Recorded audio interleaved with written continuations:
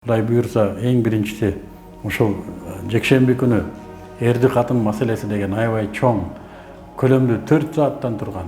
Мен өзүм ушул материалды даярдап атып, мен үчүн көп ачылыштар болду. Биз али сүңгүп маани бура элек үй бүлө кубулуштарын ошо Куран сүннөттөн ачканга аракет кылдык. Жана бүгүнкү үй бүлөнүн абалы кандай? Бүгүнкү үй бүлө эмне болгон чөйрө? Биз үй бүлөнү эмнеге айлантырып алдык?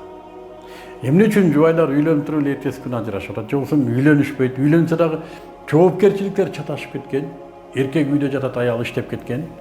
Эмне үчүн бүгүн эркек алсыз да аял өзүн күчтүү сезгиси келет? Эмне үчүн бүгүн балдар атасын укпайт? Эмне үчүн эмне үчүн аябай көп суроолордун баардыгына жооп тапкандай болдук. Жана ушуну ушу базар күнү Кудай буйрса биз семинарга чакырабыз. Келиңиздер, ошол жерден 4 саат ичинде ар ким өзүнүн үй бүлөсүн көрөт иншаллах. Ар ким өзүнүн үй бүлөсүнө жооп табат деп ишенебиз. Биз ошо көпчүлүк консультативдик негизде ушу сурап атканда, биздин үйдө бардык эле нормальный дегендер да бар экен да. Мен айтам, ошондой эле болсун.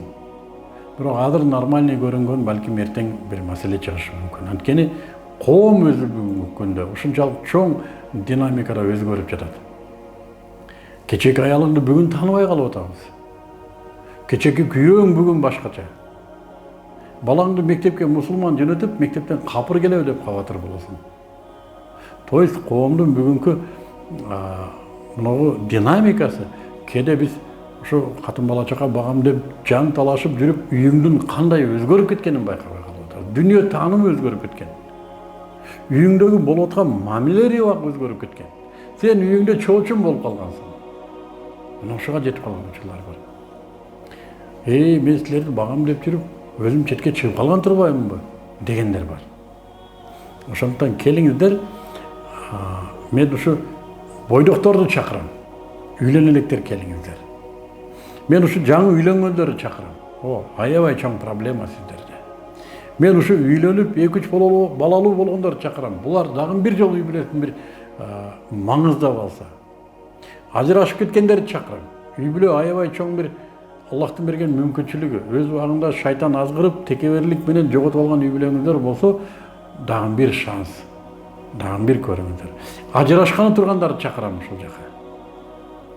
Башыбыздан да өтүп атат, ушул биздин тегерегибизде, өзүбүздө. Бул текеберлик деген тозоктун бир көрүнүшү го, шайтандын бир эң чоң жете турган мүдөөсү жубайларга текеберлик киргизүү, өзгөчө аялдарга. Аялдарга кирген текеберлик үй бүлөнү ыдыратып анан тынат экен. Алар андан өз деле жыргап кетпейт.